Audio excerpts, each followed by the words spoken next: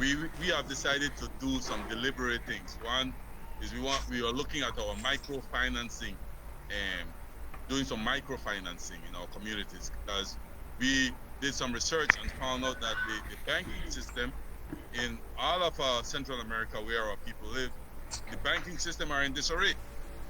And the fact is that the banks apparently are doing some what I refer to as redlining. They don't invest in our communities, right? I'm hearing horror stories when you send money to Western Union that this person has to go 2-3 times to Western Union. They don't open on time. They don't announce when they're closed. They don't announce when they are open. And then when you go to some of these communities in Dangriga, for example, the people cannot get loans because the banks are not interested in giving loans. And when they do give loans, they are so outrageous, it's like gouging people. So we decide, okay, all right, there's a problem in Belize, there's a problem with the banks in Guatemala and Honduras. We don't have much information from what's going on in Nicaragua. So why don't we set up our own banks here in the US, or do some microfinancing projects? So we're rolling that out right now as we speak. We have a committee of young people who are putting their resources together so we could have this manifested. And we are also thinking about training our own people. So we are trying to see how we could pronounce and announce and roll out a Garifuna University. Unapologetically, Garifuna University, our own teachers take control.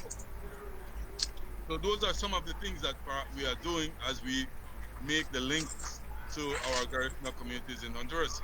We are monitoring what's going on with the slaughter of our people, our young people in what's the name of the place? Cruz. Where the 5 young people were disappeared. We wrote letters out denouncing that situation in Honduras, and we are waiting patiently. Maybe we shouldn't wait anymore for the Honduran government to say something about the 5 disappeared young people. Yes, Triunfo de la Cruz. We're monitoring that situation. We're not going to disappear, and the government don't care. Yeah.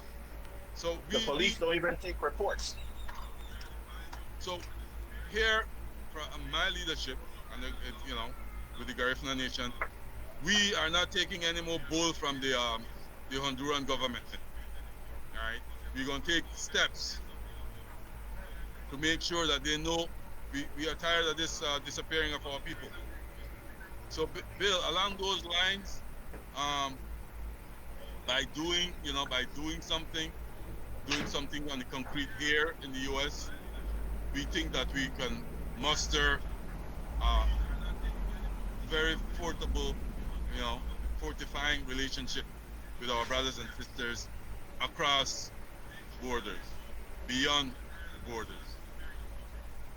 Egbert, I think that ahead, as a nation, it is the duty of us all to set up our basic institutions to make our nation function. And those institutions, a part of them would be health and security. You understand?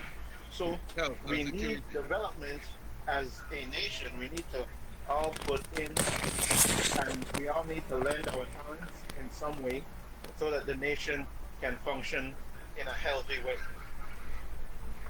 Yes. And that is, I think, want the audience to know, that is why perhaps we strategically decided that after November 19th, November 20th, some work must begin. So, we could celebrate, from now until 19th November, but 20th November we are sponsoring, Garifuna Nation is sponsoring a women's conference, Garifuna Women's Conference, which is a way of celebrating and supporting our women within our culture, because we want to, bring the family together, starting with the women, to address some of these, insecurities in our community. In other words, I want to say it to the world. We don't want anybody to come into our community and disrespect our women. Period. Right? Because we men are there. And we're going to take up whatever slack that needs to be taken up and move forward with our nation. So, November 20, we are doing some serious assessment. Right? The assessment of the health of our people, economically, physically, psychologically. And we're going to come up with some developmental projects and tell whatever government there is, this is what we want. We don't want anybody to just come in and say, oh, we're coming to help you. We're done with that. We want to say, no. We want to be involved in whatever developmental project design there is. Or we might want to go further than that and say, hey, you don't know how to develop our community. We are telling you what we want. And in that order, we're going after those people who stole the land from us at the Jetty Pier. We want that back. We have 100,000 acres that has already been demarcated to Garifuna. Both governments in Belize, for example, right, the PUP, gave money so that they demarcate 100,000 acres plus. The UDP also acknowledged that there's 100,000 acres in Belize that is for Garifuna. What are we going to do about that? So in terms of the nation, like this is Bill's favorite part, we can't build a nation without land. We can't build a nation without a country. So we need to come up with some, agenda items, and the point of departure might be November 20, when we celebrate the woman. Okay, as far as this women conference is concerned, what is the agenda of the conference? What do we hope to accomplish through our women? So right now, Bill, we are having a training of facilitators. That means the training of the leadership in the Garifuna Nation, right? And so you notice that the theme, in English, the theme is support our women, the backbone of the Garifuna culture, right? Yeah. And I'm looking for it right here. Yura Hawamaya Urian La Naga Nebu and Garifuna Dog. Right? Yes. Agia La Naga Nebu. They are backbone. Right? And so my way also of looking at the Belizean flag and say, hey, what you guys doing with 2 men on that flag? We can't build a nation with 2 men. But perhaps we could build it with women. And that's my little, stab at those, fanciness and, irrational ways of going about building a country. And we are saying to our men, like, we know we are being targeted by a racist system, right? Whether you reach into your pocket for an ID or you keep your hands up, you still get shot 16 times. We know we could go back to the family, we could go back to our women and say, hey, we praise you, we celebrate you. We want you to know that you're not alone. This is what the conference is saying. Plus, we want to redefine Garifuna Dog. I keep hearing slogans. Oh, Garifuna Dog is this, that. No, we want to redefine it. Starting with our women, so that we could move it forward.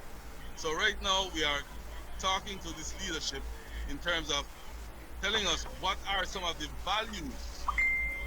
What are some of the values that you see in some of our leaders that is in sync with Garifuna Dog? You understand? Now everybody is saying, oh, I'm Garifuna Dog. All you have to do is eat some bundiga, cow, and you are doing Garifuna Dog. You know what I mean? All I have to do is just dance, punta, with a pelican in my hand, and I'm doing Garifuna Dog. Very funny, huh? At that conference, we want to be deliberate. Please define it. How do you see it? Right? Hey, Bert, what's interesting about the statement you just made is that all those things you just mentioned is not a part of Garifuna Duo. You know, the food and the dances. I mean, they come at the latter end. But Garifuna Duo is leader di bay Garifuna lisasa Garifu. I mean, meaning our family structure, our relationship as family, our personal relationship, our cultural relationship, our spirituality, our language, and know that our very culture, our way of life is in our language, is stamped in there because we have, and the family is so important to our culture, is that for every relationship in Garifuna, there's a name for it, there's an ID for it. For example, if even if you talk even if you talk about your aunt from your mother's side, the expression is different than your aunt from your father's side. I mean, we have words for your younger brother, your older brother. I mean, each and every relationship in our community is defined, and that gives us the sense of importance of relationships. You know, so when we talk Garifuna Duo, we are talking about our very essence. I mean, in other words, we're talking about those exact things that are mentioned in the proclamation. Yes. Now, those things, the intangibles, those are the things that we're talking about, and we have to retrain ourselves in those things, and to retrain ourselves, it's not going to be that difficult because we all share that cultural DNA. So all it needs is a reminder. You know, once the reminder has come, the rest is going to take over because it's a part of who we are. You know, it's our identity. Yes. I I'm glad you. Go what ahead, Bill is Joseph. saying to Brother Egbert, because really and truly, what the UNESCO had proclaimed as the intangible. You hear that word, intangible? Yes. The intangible is how we teach our children. The intangible is how we have the relationships, as Bill said, with the grandparents, the parents, aunts and uncles, from fathers and mothers' side, brothers and sisters, elder to younger. All those things are intangibles. And if you know distinct societies, the Chinese, the Japanese, or let's say the Asians, the Indians, let's say the North Americans, Africans, if you look at their family structure, they all have a different way how they organize their hierarchy. Those things are the intangible. Now, what happens within this hierarchy and relationship is that traditional knowledge is being imparted upon others. So the grandparents to the parents, parents to the elders, the elder ones to the younger ones, and then the relationship within the wider society, all of whom practice the same way of family structure. And then, most importantly, what is your relationship with the land? That also is an intangible. Yes. What do you do so that your family can maintain this structure and a way to maintain life, to live, survival? All of that, it all comes from the land. So, you'll have to find ways to provide as you're farming and you're waiting for your farm to produce, and then you reap, and there has to be waste. And this is what makes Garifuna so unique, because we had our own way of doing those things. Yes. That's what makes us a nation.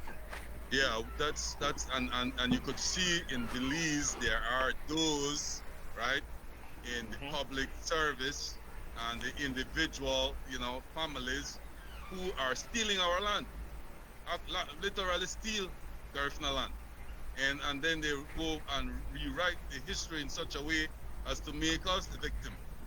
No. Notice, for example, I remember this group of people bought some land on the seaside, and next thing you know, people couldn't pass along that route because they had, blocked the land all the way into the sea. Gentlemen. Hello? Yeah. Yeah, Yes. we got Jamal Sawazo. He texts, he said, how can we present a challenge to access our land? Well, I'll let Joe speak to that, and then I'll come in. I'll defer to Bill first. Bill?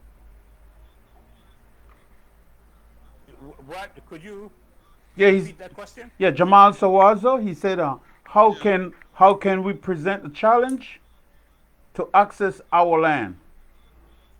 How can we? Okay, Yeah.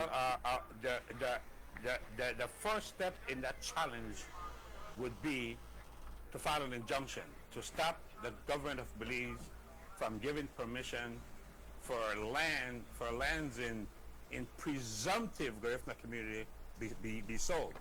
And I use the word presumptive because it haven't been established yet. But presumptive is a good word to use because we know that the settlement ended in at the river, Cebu River. We know the settlement ended there because if we had to go past a river, we had to have a passport. So we know it ended there. So anything south of that river is presumptive Garifuna territory. So we should file an injunction to immediately stop that. Now this is what this injunction will do. The Belize government is going to ask us, well, where is Garifuna land located? And if the answer is like what I said, south of the Cebu River, and then they'll say, well, prove it. And we have history on our side. Well, and some of that work has already been done, Bill, because You're talking about the demarcation. said he's waiting for a little bit of affirmation from the village chairman from the Garifuna villages. We gonna monitor. Uh-huh. We have to because I've heard some funny business going on with some of these village council chairmen. Yeah. But we want to make sure that they are on, you know. Uh-huh. Okay. But I know you mentioned village chairman, and that is good, and those are good people to keep an eye on. Yes, But yes. I'm talking about a legal issue in the government in the country of Belize. Belize is a land of laws. We have these laws Really? on our side. Hey, The last time I hey, checked, Bill, the Bill, last time I checked, most of them were ancestors of pirates. So hey, Bill, and how hey, can the Bill, pirates have a law? How can pirates abide to laws? hey, Bill, and I thought pirates were lawless. Bill and Egbert. Jamal Sawazo just said, who would? He said, who would file can we? Who would file the injunction?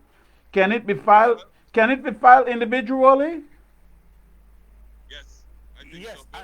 and actually, it only takes one person to file. But the person, Joe, I guess this is where you take over. Or Wellington. Wellington to jump into. Uh-huh. Wellington is having internet trouble, so Yeah. you may Hey, have Joe, to can carry you on. hear me? Hi guys. Okay. All right.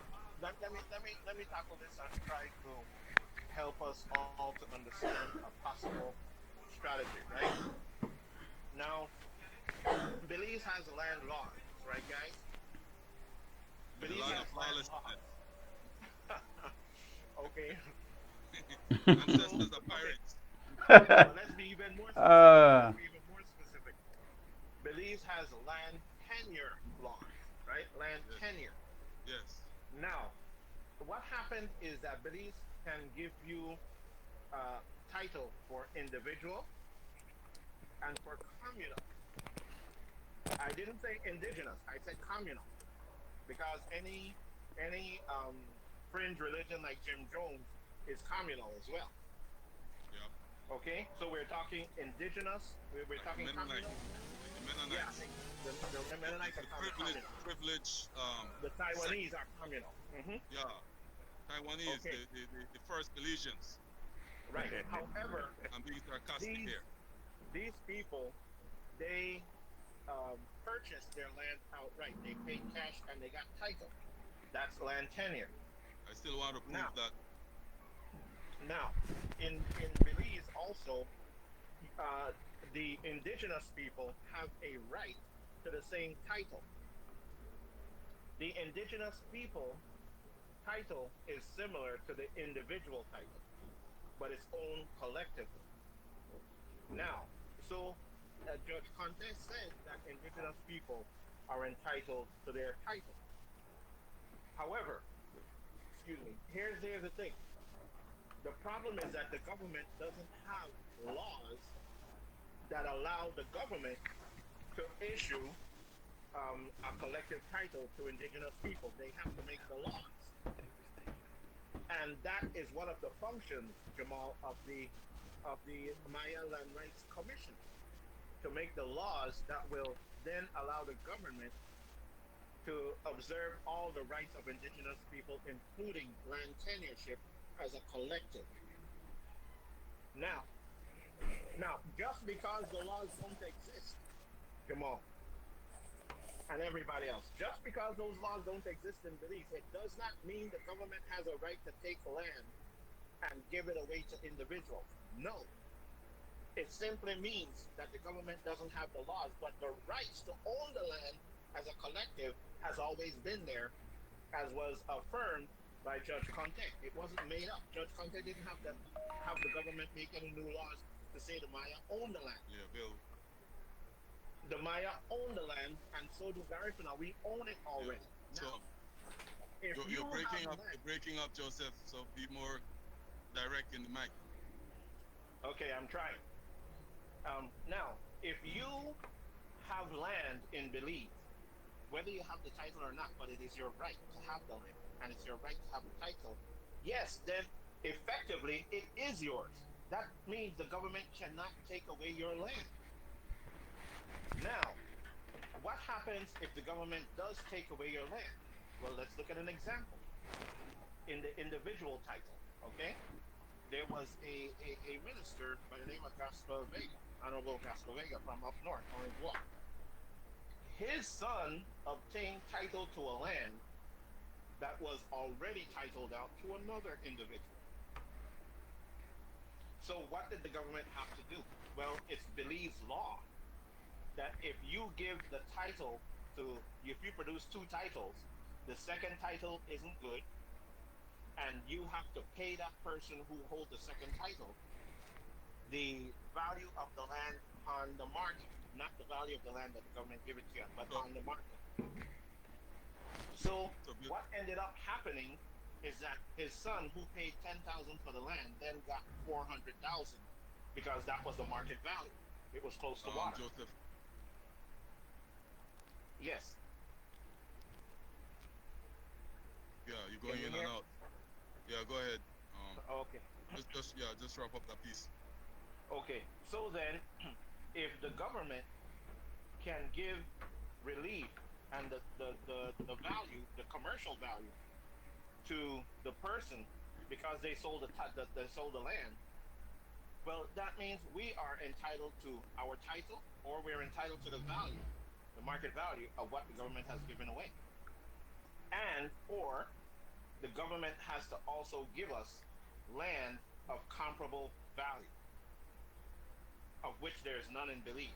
So the government better find a way to give us back our land. That's what I'm saying. Now, to answer your question now, Jamal, about having access. Well, the only way to fix that is to get the ownership of your land back. Garifuna must get the ownership of the land. Who can do it?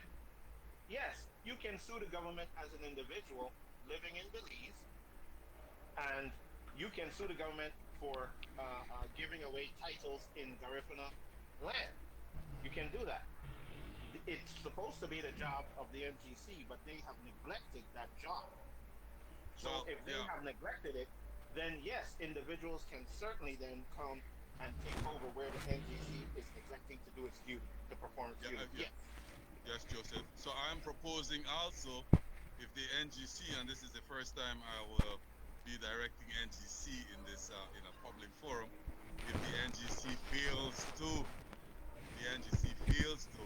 secure Garifuna land, then the Garifuna nation will have to go in and take that spot, because we are not just dealing with settlement day committee and a little dance committee here. We are after the interests of Garifuna people, Garifuna nation as a whole. Okay. And we will be on it once we get established. Go through some legal filings down there in the country of Belize.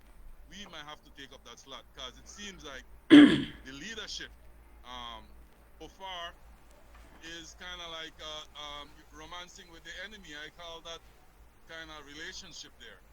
And I've seen some statements where some people in the NGC have refused to honor and respect indigenous land rights. Bill? And Egbert, I'm glad you went. That's a good segue. That statement you're talking about in the form of an affidavit, and the government will use that affidavit against us. That's going to be one of the weapons that the government will use against us when we do get to that stage in this struggle. That same affidavit from NGC is going to be used as a weapon against us when we attempt it. But we have answers to that, so that's not too big of an issue. You know, but we have to realize that what we're talking about here, we have a stumbling block, and the stumbling block we've never as a people approached the government of Belize about our land, and when invited to do so, we refused. So the government can just assume, even though they know better, they just assume that we don't care about our land, because what we allegedly what we're hoping for is that the government of Belize will on their own develop the South. And I don't know why we think that, because the government has never ever given a damn about the South. You know, in every way, shape, or form. And the southern Belize, at one point in the country's history, was the biggest economic attraction in Belize, the biggest economic power in Belize in terms of the citrus factory. You know, and yet we receive no benefits. The same as there is no benefit to being referred to as the culture capital. Well, that's because we don't have any demands, and there is no one in Belize who are fighting for Garifuna rights. Yes, I'm so glad you mentioned that. You know, that we have to perhaps re-educate the so-called, masses, whatever, that we are the government. And when you say that we seem to have this attitude that the government, those in the administration, let me refer to them as those who are administrating, right? Our what we call our taxes, public funds, those who are administrating our taxes and public funds are the ones who gonna fix our thing, as if to say, they have all this divine, brains and rights to develop us. No, look at the banana industry. How many Garifuna people are in the banana industry? How many Garifuna people are in the citrus industry? How many of us are in the fishing industry? Was this by accident or by design? And what are the benefits that are coming to our people from tourism, right? It's not designed by accident. It was designed purposefully, right, to benefit a few people. So, we might have to challenge, right? We might have to challenge the authority of those who claim to represent Garifuna interests. Okay, I got some questions here. I got some questions from some people here. From Jamal Sawazo, what he says again. He said, this is what happened to those who have title to the land that we consider Garifuna land. That's one question. He said the land that the Maya acquired as indigenous lands, most of the land was not titled. Yeah, so I've reached John Saint-Simon, and let me do a quick interpretation. And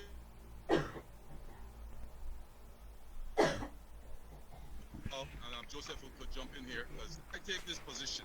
If you take, right, a kind of neo-colonial viewpoint, right? If you take a neo-colonial, meaning you take the colonial position in the present, you're going nowhere with this. But if you take, right, an indigenous rights activist position, you will know that this land was was stolen. It was stolen by the British and the Spanish and all those who came after we were there. And so we need to restructure that whole presentation. The land was stolen from us. Okay. The history has us. Okay, well, let me give the international response to what Jamal asked. He asked, what happened to those who already hold title in Garifuna land? Yeah. Well, like Joe said earlier, that is their land. They have the title to it.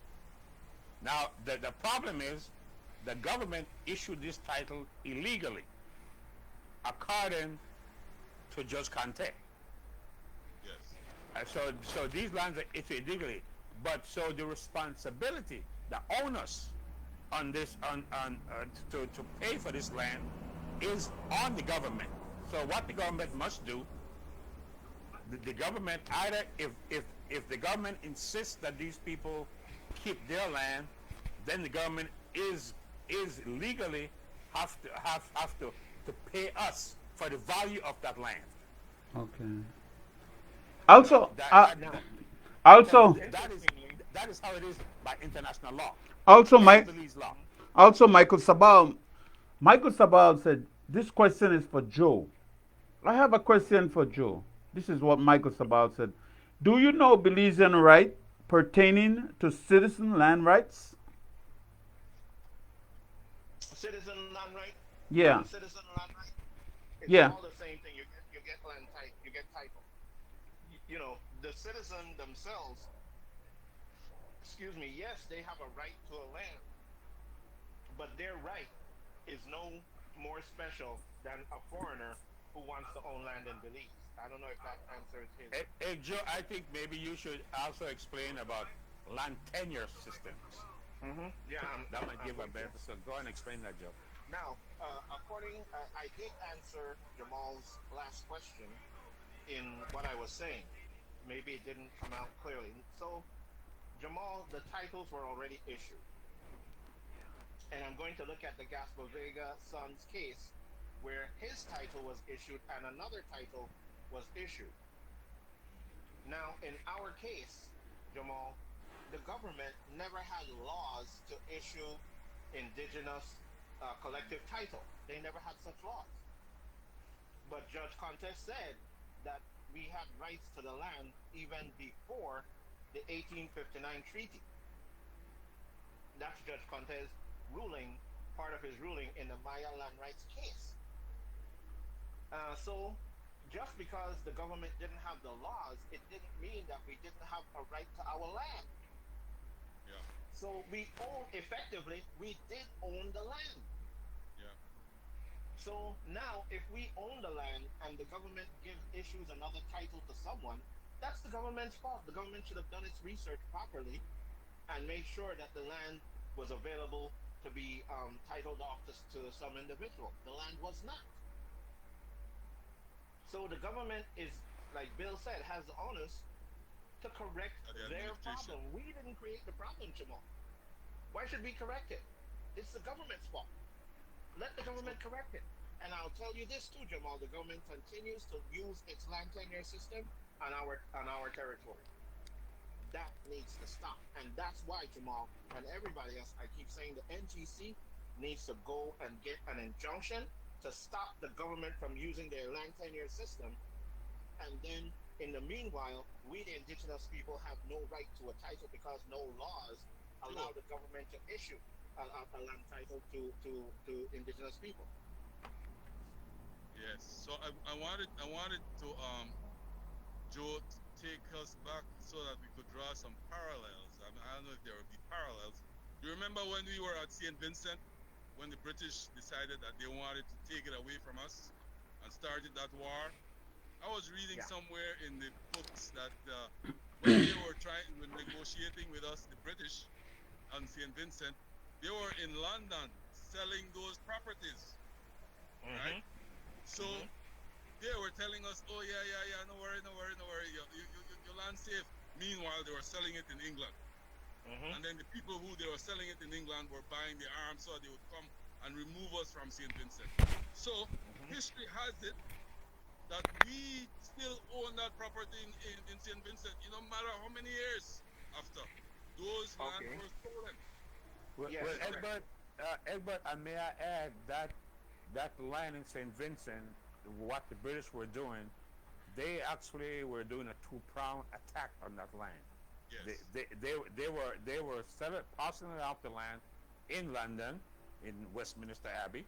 They were parceling the land there, while the land surveyor on St. Vincent, William, I forgot his last name, but this is the guy who came up with the slave ship story. mm, See, but the justification is, Was it Young? if Was it Young, Bill? yeah, Young? yes, William Young, Mm-hmm. and he was just a land surveyor on St. Vincent. Now, his the his angle is this: if we came there on a slave ship, had slaves, then we can't be indigenous because we came there as a result of a state. So that's that's the background behind this lying ass story about shipwreck. yeah, which is a You lie, know, total lie, knowing that total lie. according to Van Sertima and Rashidi Renoki, and Christopher Columbus, Yes, we were already there. yeah. I read the journals of Christopher Columbus. You And, know, we were already sometimes, there. sometimes we don't know if he was sober when he was writing or drunk the Yeah. other time, because each story conflict with the other. But we knew he met us there because there's a page, and this is a serious joke. When he decided, okay, these cannibal people, this cannibal, okay, I will convert them to Christianity. He's telling His Excellency, right? And if they refuse to convert to Christianity, I'll kill them. And on the second time he came, or the third, he was saying, oh, all these people here are nice people. These on the islands, and he named the islands where there was no threat to him, right? But he said those on St. Vincent, Martinique, he gave them the name, right? Which will not be mentioned on this radio because we know Columbus was a damn liar. But Well, yes, well, Egbert, and don't forget that Columbus was also acting on the edict of the Pope, because it was okay to kill anyone who was not Catholic. yes, So if they refused to embrace that faith, then it was okay to kill them because it was only a sin if you kill Catholics. that's why I don't trust Jesuits very much. Have you ever seen a black Jesuit, Bill?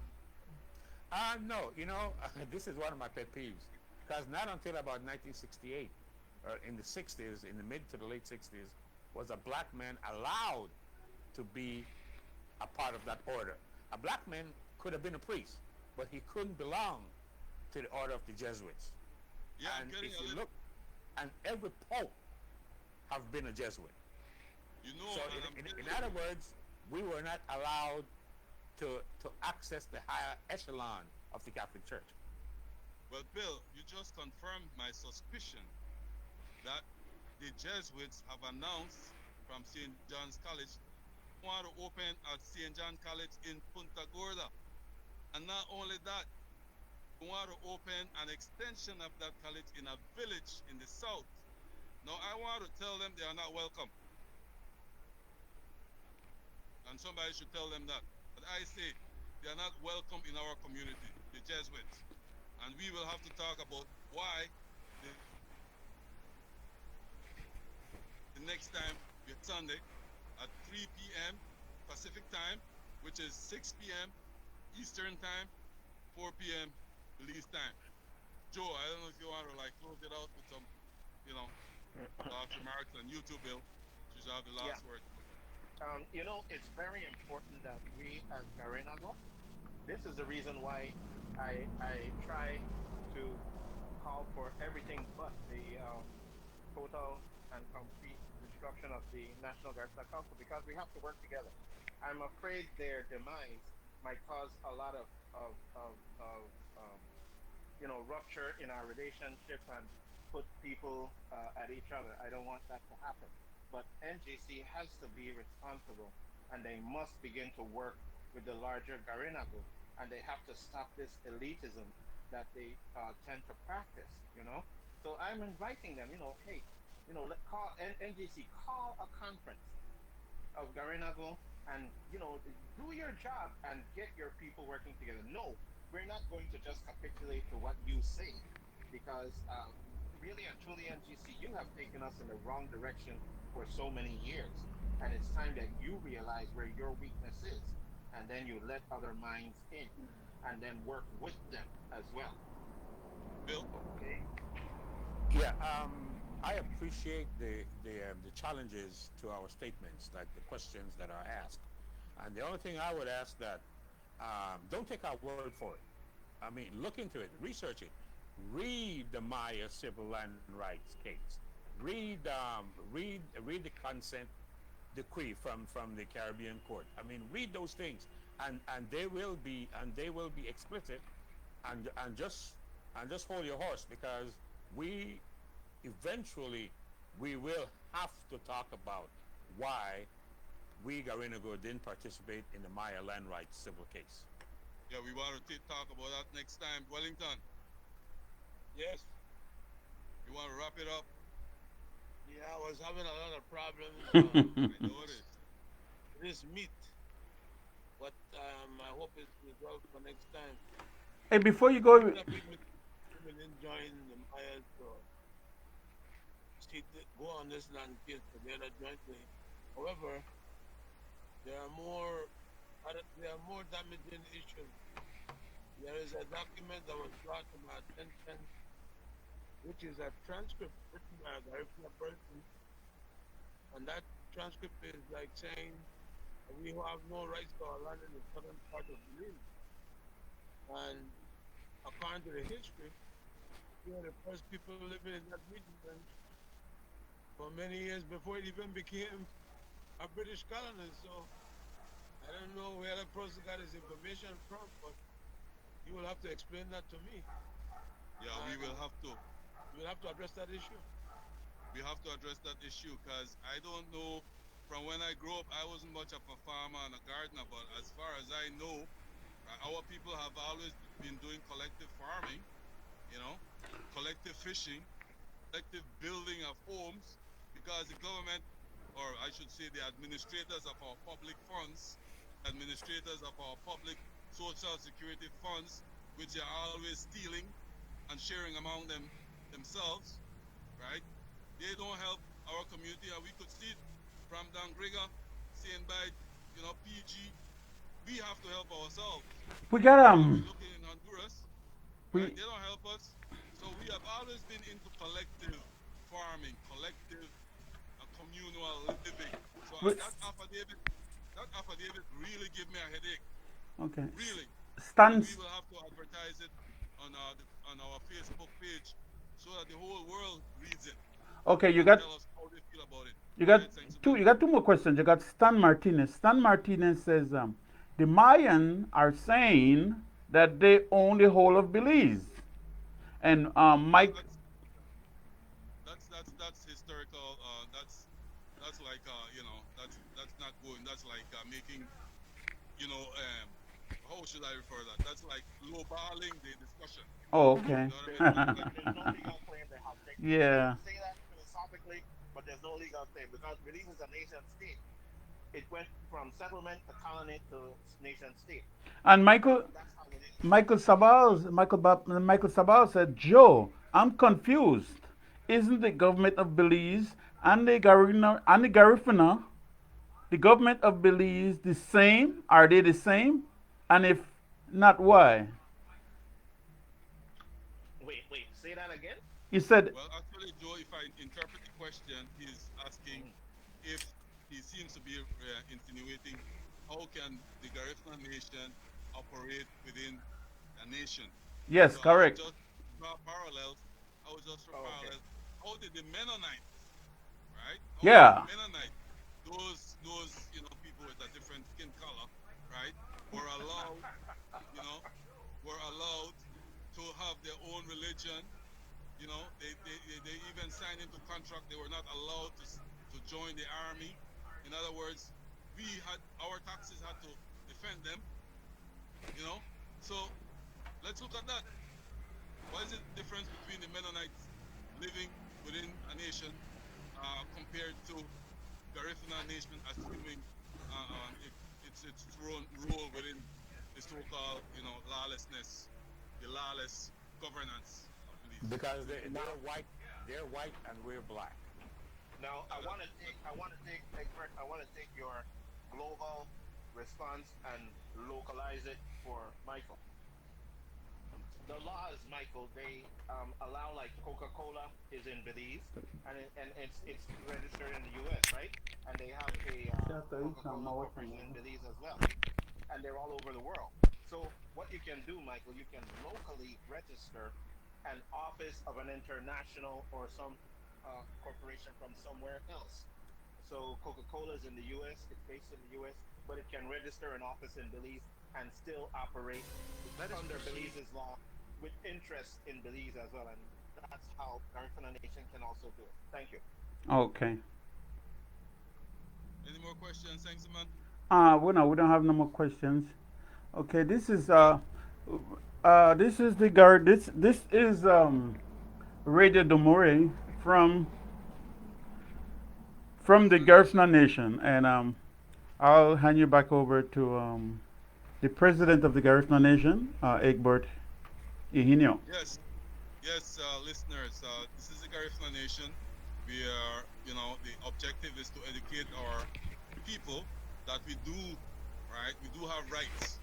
That we do need to do something about securing our rights legally, going using the United Nations conventions that just establishes international law, to which, right, hopefully, you know, those people who are governing our communities in Belize, Guatemala, Honduras would use some kind of, ethics and laws so that we could live and flourish. Otherwise, I wouldn't say otherwise, because our approach to this whole thing will take several approaches. We are also entertaining the whole idea of reparations. Reparations, like, what they did to the Germans did to the Jews, or what America did to the Japanese, and America did to the Native Americans, what the British did to our people. We can't let that go off the hook. The British stole our property in St. Vincent. They deny our full rights in Belize. They are still doing it. So don't tell me to go and pray. I'm done with that. I'm not doing that anymore. And don't tell me you're sorry for killing my people in Honduras. I'm done with that.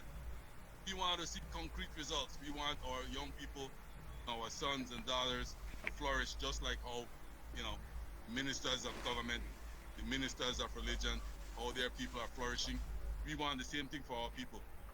Otherwise, I like to say, you want to sleep? I want to sleep too. You want to make noise in my neighborhood? That will also make noise in your neighborhood. So come on, let's be human about how we live on this planet Earth. Still, I think you should have the last word. Yeah, I want to implore our people to get rid of that second class mentality that we have. I mean, like, okay, how are we gonna build a nation within another nation Yes. when it's happening, when other people are doing it? If other people have the right to do it, we also have that right. We have to insist upon it. We have to advocate.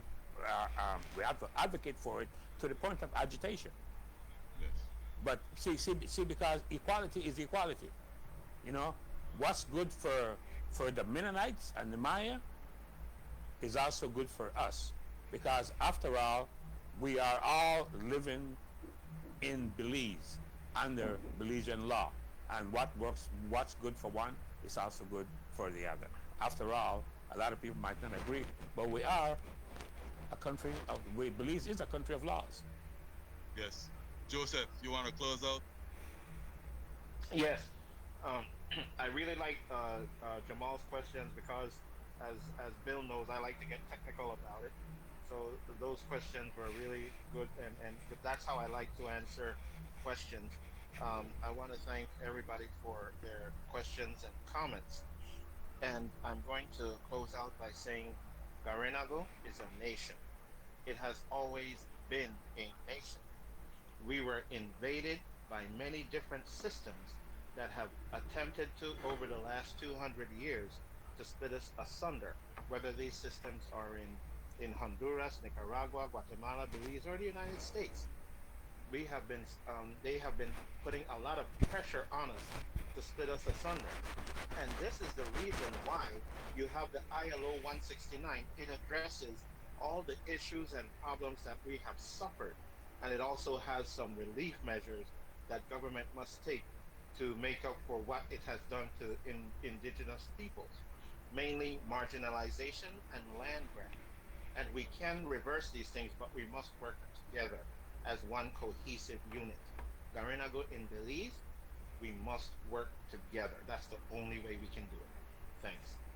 That's a good way to close out, Joe, and I couldn't do better.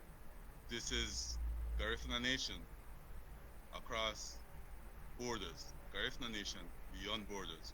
We'll be here every Sunday from 3 to 4 Pacific time, 4 to 5 Belize time, 6 to 7 Eastern time. Ayo, close it out, sing to man with some music. Yeah.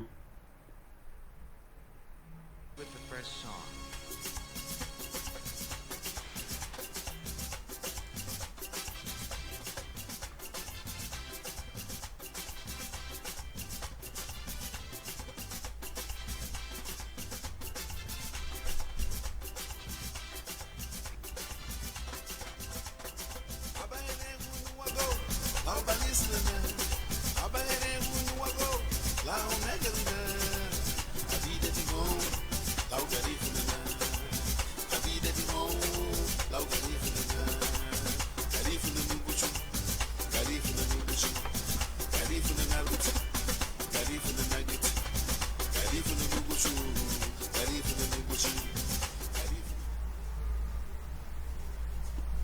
Yeah, hello? Yeah. Yeah, well, yeah, we have now. So it went all right. Just give me the right so we could do it on Zoom so you could, because when you do this, only me could change my background if I want. Okay. Unless you guys are behind a green screen, then I could change it from here. But Hey, say so. yeah. Thanks. I want you to change the music though, because that Robert music. I want one nice music for we sing. Okay, yeah. We could. You mean? Yeah, like the one I that, want some real drums. like that one that go, like the one that Mobile said, don't sell your land for money. Okay. Yeah. I like that one. Yeah, I like that. Don't tell your land for nothing. Yeah. Yeah, we could do that. That no problem. And think of the one like one good drumming sound coming in. Like one heavy drumming.